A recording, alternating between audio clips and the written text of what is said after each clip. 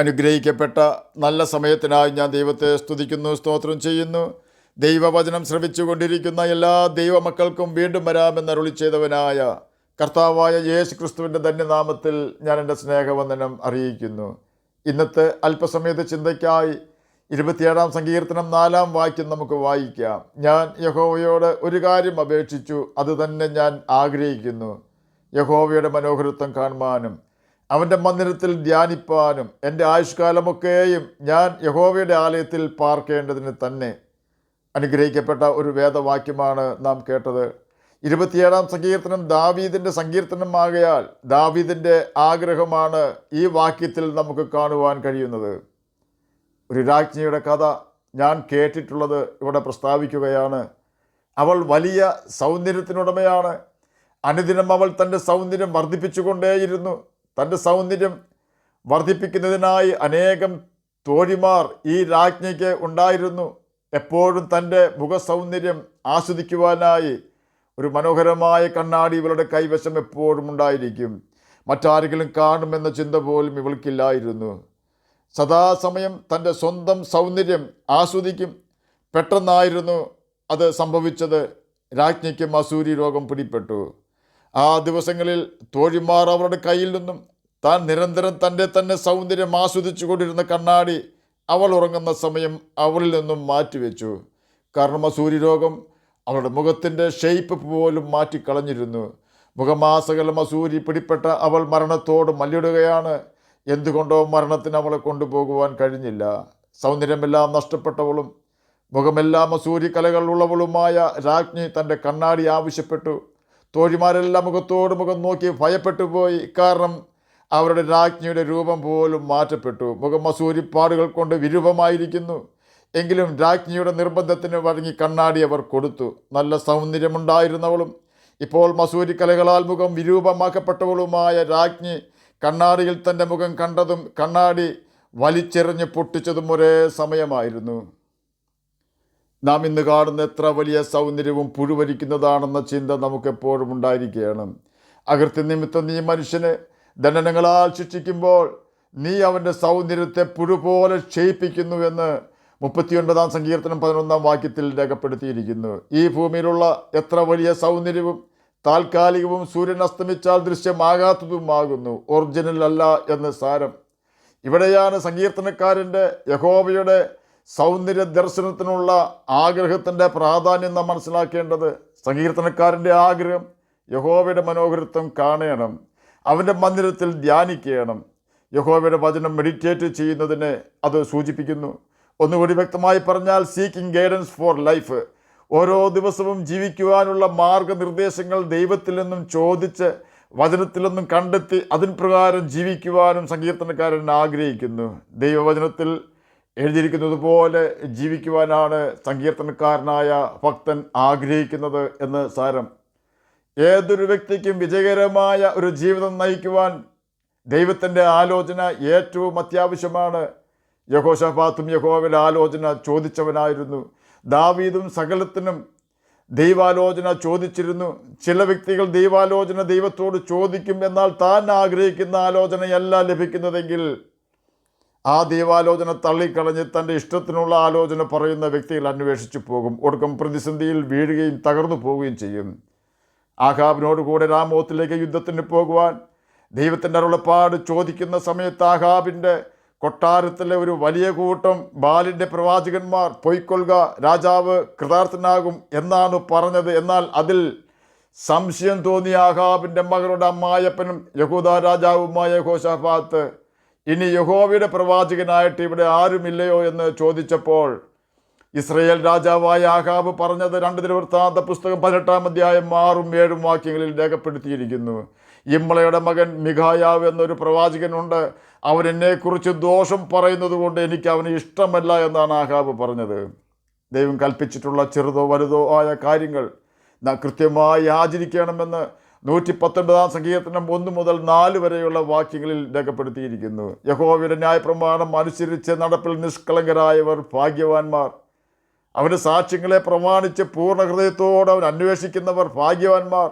അവർ നീതികേട് പ്രവർത്തിക്കാതെ അവൻ്റെ വഴികളിൽ തന്നെ നടക്കുന്നു. നിന്റെ പ്രമാണങ്ങളെ കൃത്യമായി ആചരിക്കേണ്ടതിന് നീ അവയെ കൽപ്പിച്ച് തന്നിരിക്കുന്നു. ഇതുകൊണ്ടാണ് യഹോവയുടെ സാന്നിധ്യത്തിൽ അഥവാ യഹോവയുടെ ആലയത്തിൽ തൻ്റെ ജീവകാലം മുഴുവൻ വിശ്രമിക്കുവാൻ ദാവീദ് ആഗ്രഹിച്ചത്. അപ്പോസ്തല പ്രവൃത്തികൾ 6-ാം അധ്യായം 4-ാം വാക്യത്തിൽ പത്രോസ് പറഞ്ഞത്, ഞങ്ങളോ പ്രാർത്ഥനയിലും വചന ശുശ്രൂഷയിലും ഉറ്റിരിക്കും എന്നാണ്. പ്രാർത്ഥനയിലും വചന ശുശ്രൂഷയിലും ഉറ്റിരുന്നവരിൽ ഒരാളാണ് സെബദിയുടെ മകനായ യാക്കോബ്. അവൻ അറിയപ്പെട്ടിരുന്നത് ഒട്ടകത്തിൻ്റെ മുട്ടോടുകൂടിയ കാലുള്ളവൻ എന്ന പേരിലായിരുന്നു. കാരണം വലിയ പ്രാർത്ഥനാ മനുഷ്യനായിരുന്നു അവൻ. പത്രോസിനെ എപ്പോൾ അന്വേഷിച്ചാലും വെൺമാടത്തിൽ പ്രാർത്ഥിക്കുന്ന അവസ്ഥയിലെ അവനെ കാണുമായിരുന്നുള്ളൂ. അങ്ങനെയുള്ള പ്രാർത്ഥനാ വീരന്മാരെ കൊല്ലുവാൻ ഹെരോദ രാജാവും സാത്താനും ഇഷ്ടപ്പെടും. കാരണം സാത്താൻ്റെ കോട്ടകളെ അവർ വിറപ്പിക്കും. കൊർന്നല്യോസിന് ദർശനം ലഭിച്ചപ്പോൾ പത്രോസിനെ വിളിക്കുവാനാണ് ദൂതൻ കൊർന്നല്യോസിനോട് കൽപ്പിച്ചത്. മരിച്ചവരെ ഉയർപ്പിക്കുവാൻ സഹോദരന്മാർ അന്വേഷിച്ചത് പത്രോസിനെയാണ്. പ്രാർത്ഥനയിലും വചന ശുശ്രൂഷയിലും ഉറ്റിരിക്കുമെന്ന് പറഞ്ഞ മറ്റൊരു വ്യക്തിയാണ് യോഹന്നാൻ അപ്പോസ്തലൻ. അവനെ നമുക്ക് കാണണമെങ്കിൽ പത്മോസ് ദ്വീപിൽ ചെല്ലേണ്ടി വരും. വലിയ പ്രതിസന്ധികളുടെ നടുവിലും കർത്താവിൻ്റെ സൗന്ദര്യത്തിൻ്റെ പൂർണ്ണത ദർശിച്ചവനാണ് യോഹന്നാൻ. മറ്റൊരു വ്യക്തിയാണ് കർത്താവിൻ്റെ സൗന്ദര്യം ദർശിച്ച അപ്പോസ്തലനായ പൗലോസ്. രാജാക്കന്മാരോട് അവൻ ധൈര്യത്തോടെ വിളിച്ചു പറയുകയാണ്, രാജാവേ, ഞാൻ സ്വർഗീയ ദർശനത്തിന് അനുസരണക്കേട് കാണിക്കുകയില്ല എന്ന്. യഹോവയുടെ അഥവാ കർത്താവായ യേശു ക്രിസ്തുവിൻ്റെ സൗന്ദര്യം ആരെല്ലാം കണ്ടിട്ടുണ്ടോ അവരെല്ലാം അവൻ്റെ പ്രമാണം അനുസരിക്കുവാൻ തയ്യാറായിട്ടുണ്ട്. കാരണം സൗന്ദര്യത്തിൻ്റെ പൂർണ്ണതയാണവൻ. കുരിശിൽ കിടക്കുന്ന മാനസാന്തരപ്പെട്ട കള്ളന് യേശുവിൻ്റെ സൗന്ദര്യം അവൻ്റെ ഏറ്റവും വലിയ കഷ്ടതയിൽ കാണുവാൻ കഴിഞ്ഞു. ജനത്തെ നീതിയിലേക്കും ന്യായത്തിലേക്കും ദൈവത്തിലേക്കും തിരിക്കുവാൻ നിയമിക്കപ്പെട്ട മഹാപുരോഹിതന്മാരും ന്യായപ്രമാണം ജനത്തെ പഠിപ്പിക്കേണ്ട ന്യായപ്രമാണ അധ്യാപകരും തങ്ങൾ വിശുദ്ധരാണെന്ന് സ്വയം അഭിമാനിച്ചിരുന്ന പരീശന്മാരും യേശുവിനെ കണ്ടത് ഒരു ക്രിമിനലായിട്ടായിരുന്നു. കാരണം അവരുടെ ആരുടെയും ദുഷ്പ്രവൃത്തികൾ യേശു അംഗീകരിച്ചില്ല. എന്നാൽ യേശുവിനോടൊപ്പം ക്രൂശിക്കപ്പെട്ട കള്ളന്മാരിൽ ഒരുത്തൻ യേശുവിനെ കണ്ടപ്പോൾ അവൻ യേശുവിൻ്റെ സൗന്ദര്യം ശരിയായി കാണുകയും ഗ്രഹിക്കുകയും ചെയ്തു. ലോകപ്രകാരം നോക്കിയാൽ സൗന്ദര്യം എന്നതിനെ കാണുവാൻ നല്ല ഭംഗി എന്നേ അർത്ഥമുള്ളൂ. അകമെത്രയും അഴുക്കായിരുന്നാലും കുഴപ്പമില്ല. എന്നാൽ ബൈബിളിൻ്റെ വെളിച്ചത്തിൽ സൗന്ദര്യം എന്ന് പറഞ്ഞാൽ സ്വഭാവ ഗുണവും പെരുമാറ്റവുമാണ്. ഒരു വ്യക്തിയുടെ ക്യാരക്ടർ നല്ലതാണെങ്കിൽ ആ വ്യക്തിക്ക് സൗന്ദര്യമുണ്ടെന്ന് പറയാമെന്ന് സാരം. ഈ രണ്ടിലും യേശു ശ്രേഷ്ഠനായിരുന്നു. യേശുവിൻ്റെ വിശുദ്ധി, സ്നേഹം, അനുസരണം, പിതാവിലുള്ള ആശ്രയം, വിശ്വാസം, ഉപദ്രവിക്കുന്നവർക്ക് വേണ്ടിയുള്ള യേശുവിൻ്റെ പ്രാർത്ഥന, അവൻ്റെ കരുണ, ഇതെല്ലാമാണ് യഥാർത്ഥ സൗന്ദര്യത്തിൻ്റെ ലക്ഷണം. മാനസാന്തരപ്പെട്ട കള്ളന് കാര്യം മനസ്സിലായി. കണ്ടാൽ ആളല്ലാന്ന് തോന്നുമാറി വിരൂപനായി തീർന്ന റോമൻ പട്ടാളക്കാർ ക്രൂരമർദ്ദനത്താൽ ക്ഷീണിതനായിരുന്ന യേശുവിനെ നോക്കിക്കൊണ്ട് കള്ളൻ ഒരു പ്രാർത്ഥന പ്രാർത്ഥിച്ചു. യേശുവേ, നീ രാജ്യത്വം പ്രാപിച്ച് മടങ്ങി വരുമ്പോൾ എന്നെ ഓർക്കണമേ. ലോകം കണ്ടതിൽ വെച്ച് ഏറ്റവും ശ്രേഷ്ഠവും ഏറ്റവും ചെറിയതും സ്വർഗം സന്തോഷിച്ചതും ഉടൻ മറുപടി ലഭിച്ചതുമായ ഒരു ചെറിയ പ്രാർത്ഥന. കഴിവുള്ളവർ കാണുമ്പോൾ, അത്ഭുതം പ്രവർത്തിക്കുന്നത് കാണുമ്പോൾ നമുക്ക് വളരെ വിശ്വാസമാണ്.